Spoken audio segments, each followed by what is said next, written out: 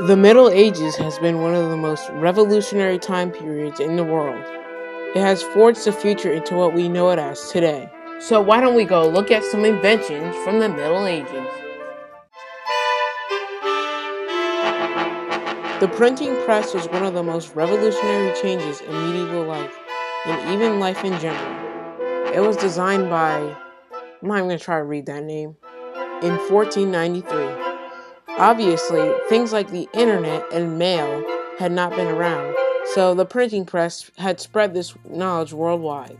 The Catholic Church used the printing press as the only way to give the public eye information. Art had also been spreading worldwide. People worked on new visions and were building up creativity. This encouraged others to put the pen on the paper. This was not quite the Renaissance, but this was leading up to it. With written information everywhere and books being made, people had speculations. One speculation was what the Europeans called the West Indies, or what we call today North America. Well, how could someone read if they couldn't see? That's where the spectacles came in.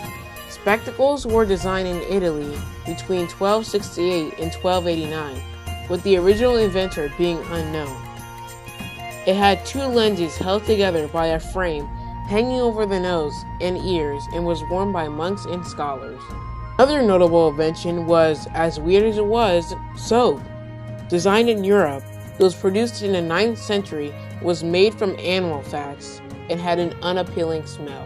Hard soap was later imported from the Middle East. Yet another notable invention during the Middle Ages was grindstone. Grindstone was a rigid stone used to sharpen iron. They had pedals to either speed up or slow down the process. They helped in ironwork, which was big in the Middle Ages. With iron being worked with, the military only got stronger and harder. This was one of the most revolutionary times in combat, since new strategies were designed for new work. Cannons were first recorded in Europe at Siege of Metz in 1324.